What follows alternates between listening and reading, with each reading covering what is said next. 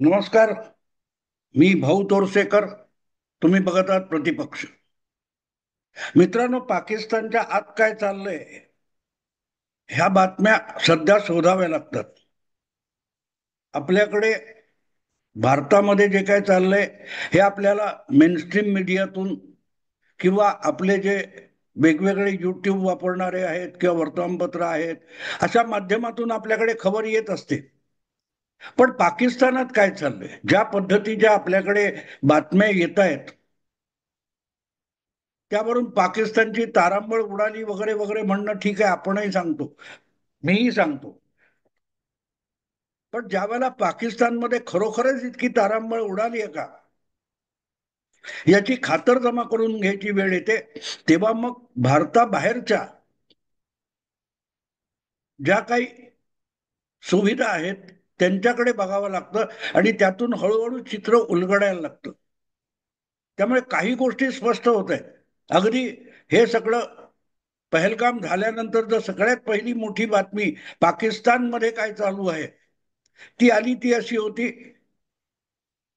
की पाकिस्तानचा सरसेनापती असीम मुनीर याने आपलं सगळं कुटुंब उचलून लंडनला पाठवून दिलं सुरक्षित जागी. याचा अर्थ सरळ आहे की पाकिस्तानच्या वतीने जो भारताला चोख उत्तर देणार, करारा जवाब देणार असा महाकर्तबगार पुरुष आहे, त्याला आपल्याच कुटुंबाची, आपल्या परिवाराच्या सुरक्षेची हमी राहिलेली नाही याची साक्ष युद्ध आणि पहिला हल्ला होण्याच्या पूर्वी त्या सेनापतीने देऊन टाकली. उलट म्हटलं पाहिजे की नवाज शरीफ सारखा माणूस हिम्मतबाज आहे,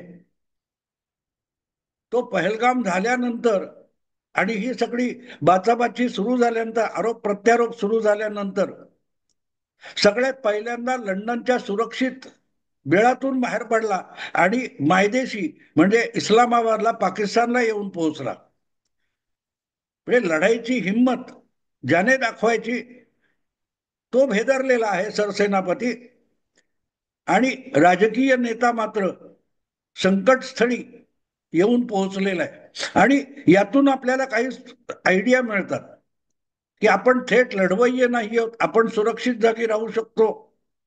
ही खात्री असल्यामुळे नवाज शरीफ मायदेशी परत आले. त्यांचं सगळा परिवार इकडे आहे, त्यांचा धाकटा भाऊच पाकिस्तानचा पंतप्रधान आहे. पण हळूहळू हळू करत जेव्हा बातम्या ह्या इकडच्या गोष्टी बंद, तिकडच्या गोष्टी बंद असे बॅन आणि प्रतिबंध सुरू झाले किंवा पोलादी पडदे टाकण्यात आले, त्याच्या पूर्वी आलेल्या बातम्या बघितल्या तर पाकिस्तानमध्ये भारत कुठे हल्ला करेल याचा अंदाज नसल्यामुळे पळापळ सुरू झालेली होती. अगदी तुम्ही जर बघाल, तुम्हाला शक्य असेल, मला आता ती वेबसाईट माहित नाही, पण जगभर उडणारी विमानं असतात. या विमानांचा एक ट्रॅकर म्हणून कुठची वेबसाईट आहे, आता या क्षणी मी बोलतोय तेव्हा देखील जगाच्या आकाशामध्ये उडणारी जी विमानं आहेत, विविध प्रवासी विमानं आहेत, त्या विमानांची अख्खी एक चित्र आपल्याला दिसतं. आणि ते चित्र बघितलं तरी कळतं की दिल्ली पासून मुंबई अशी विमानांची वर्दळ दिसते.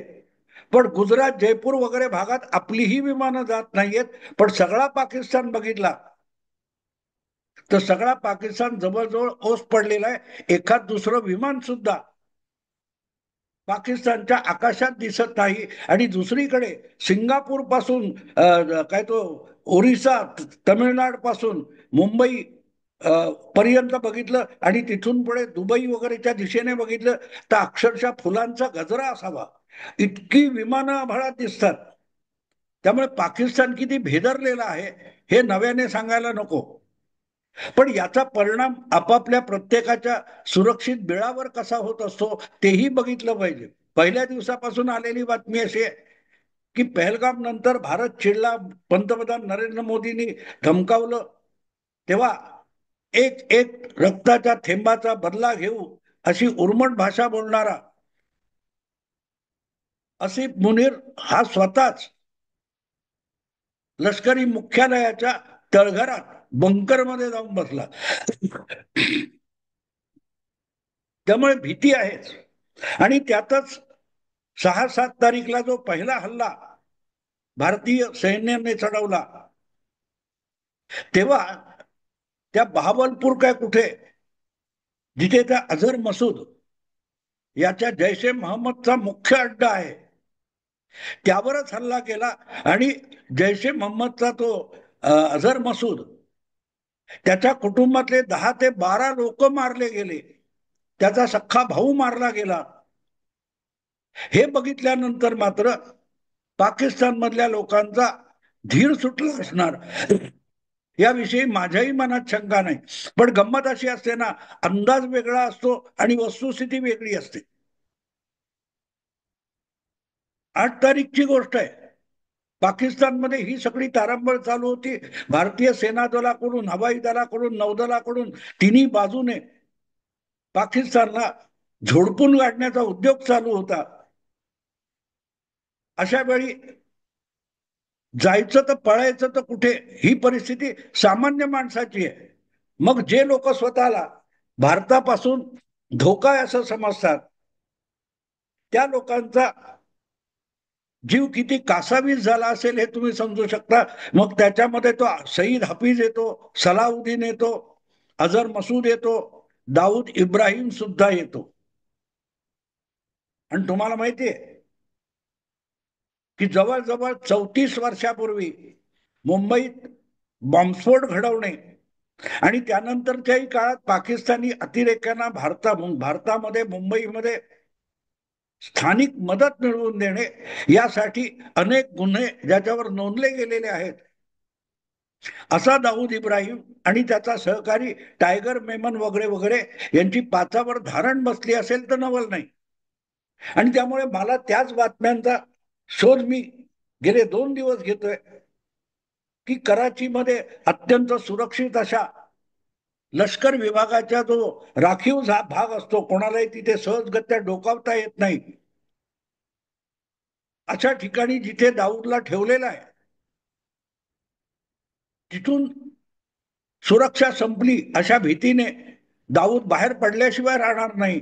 जसा अझर मसूद आपल्यावर हल्ला होण्याचा धोका ओळखून आधीच त्याने भारताची क्षेपणास्त्र पोहोचण्याच्या आधी पळ काढला होता, पण तो नाही तर त्याचं कुटुंब आणि परिवार मारला गेला.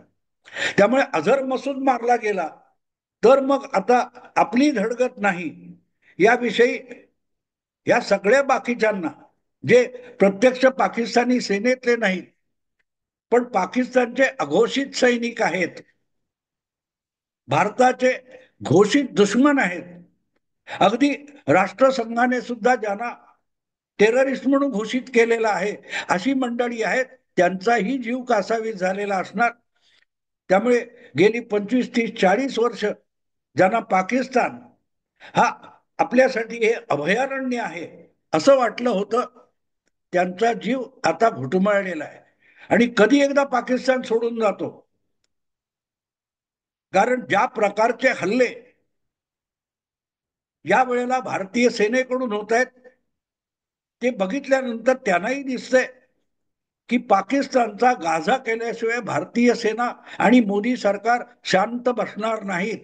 आणि गाझा म्हणजे तुम्हाला माहितीये, लेबेनॉन, बैरूट म्हणजे तुम्हाला माहितीये, संपूर्णच्या संपूर्ण शहर आणि वस्त्याच्या वस्त्या बेचिराग केल्या जातात. आणि तेवढ्यावर थांबत नाहीत, तर एकदा शहरातून हे असले लढवय्ये जीव वाचून पळाले की त्यांची बिळं भुयारं शोधली जातात, बंकर शोधले जातात. तो अशाच प्रकारे गाझा पट्टीमध्ये लपून बसलेला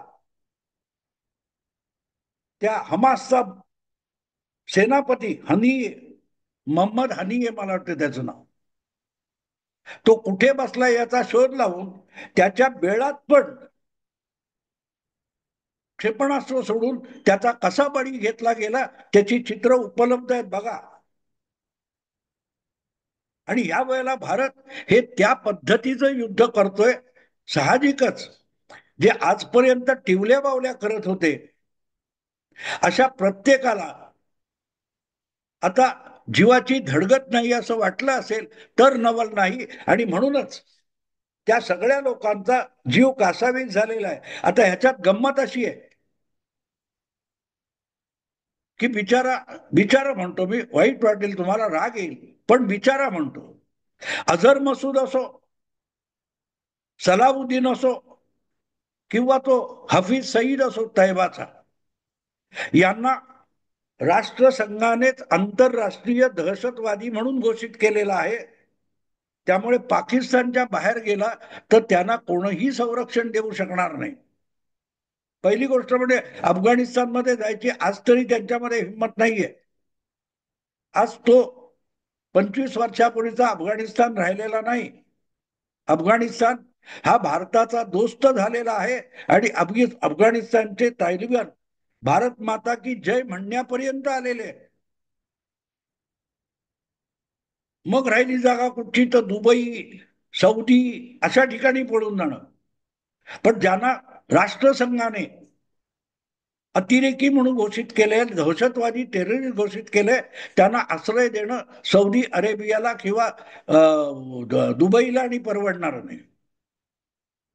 हा, मग अशा वेळेला सुरक्षित जागा कुठची असते, तर ती लंडन असते, युरोप असते.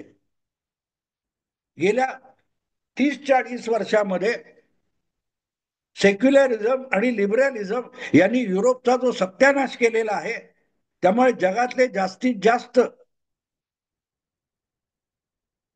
कायदा मोडणारे गुन्हेगार यांचं आश्रयस्थान इंग्लंड आणि लंडन झालेलं आहे. नीरव मोदी, तुमचा तो विजय मल्ल्या यासारखे आर्थिक फ्रॉड करणारेच नव्हे,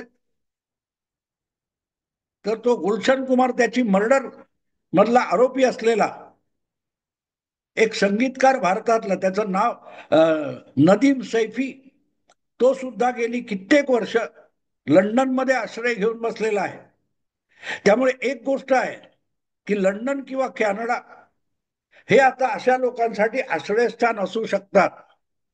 भारतात आरोपी असलेला कोणतो सुखा निज्जर, तो कॅनडात होता, अज्ञातांनी त्याला मारलं.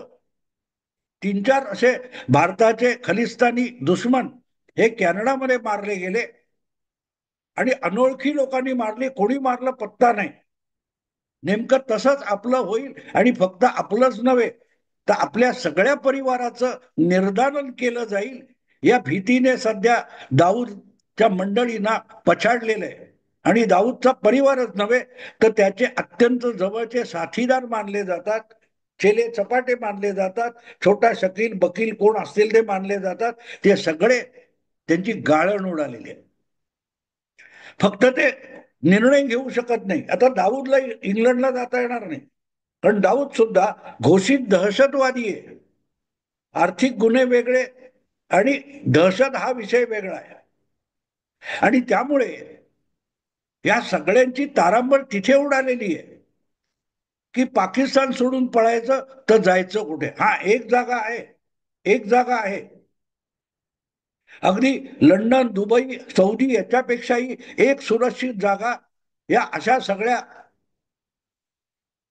दहशतवादी, घोषित दहशतवादी वॉन्टेड लोकांसाठी एक जागा सुरक्षित आहे, ज्याला जग चीन नावाचा देश म्हणून ओळखतं. बेजिंग नावाची त्याची राजधानी आहे. कदाचित चीनमध्ये आपल्याला आश्रय मिळू शकतो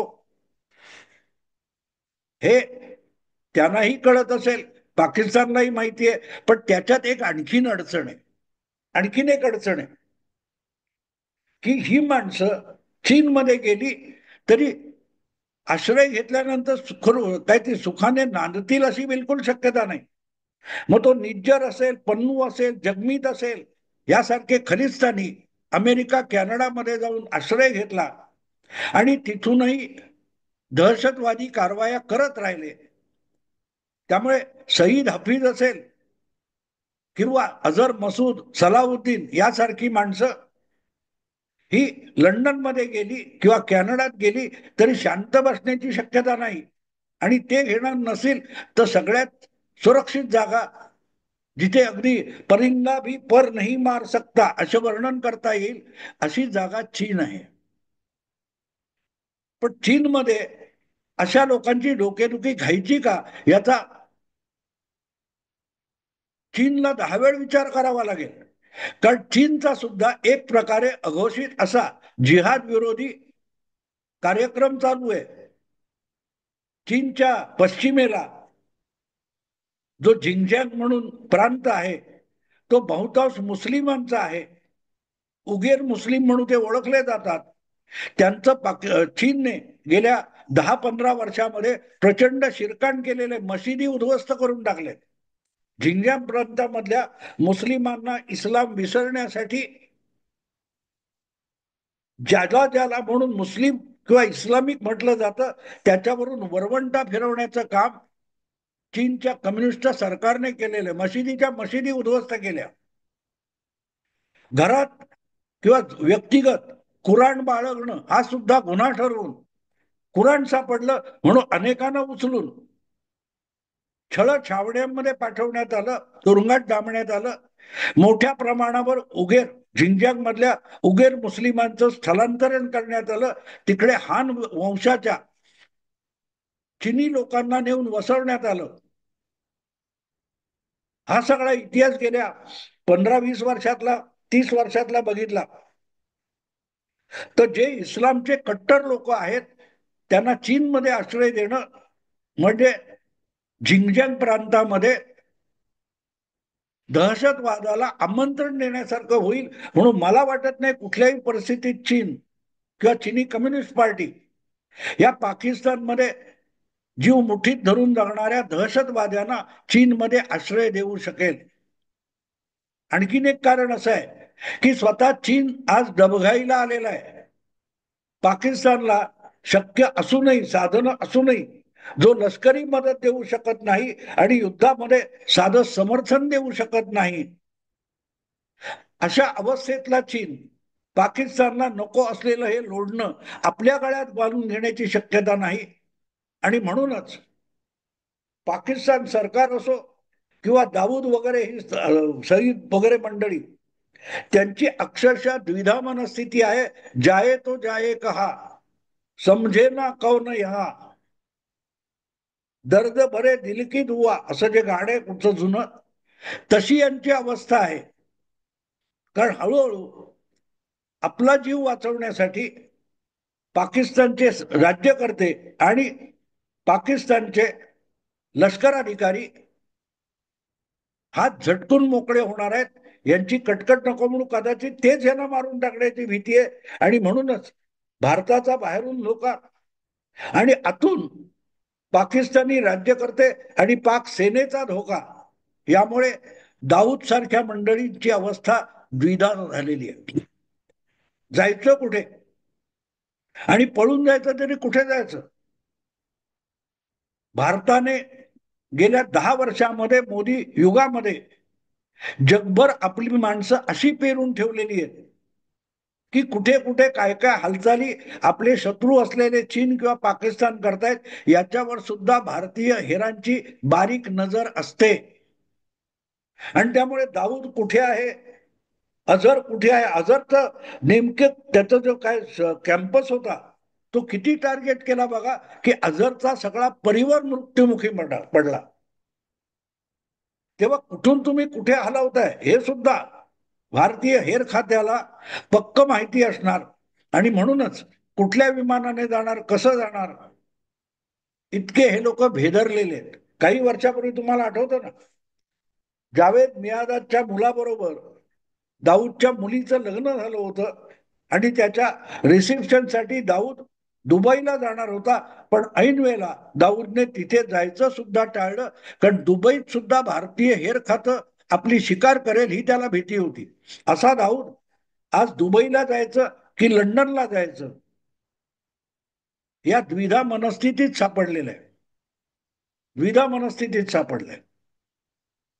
कारण त्याला कुठचीच जागा सुरक्षित वाटत नाही. चोराच्या मनात चांदणं असतं. दुसऱ्यांना सुपाऱ्या देऊन मारलेले आहेत, बेसावत ठेवून मारलेले आहेत. त्यामुळे रात्रीची झोप सुद्धा घ्यायची तर आपण बेसावत आहोत का अशी भीती सतावत असते. असो मित्रांनो, दाऊद सारख्या लोकांची आज किती द्विधा मनस्थिती या ऑपरेशन सिंदूरने केलेली आहे ते कोणाच्या लक्षात आलेलं दिसत नाही. म्हणून सांगितलं आवडलं लाईक करा, शेअर करा आणि प्रतिपक्षाला सबस्क्राईब करा. नमस्कार.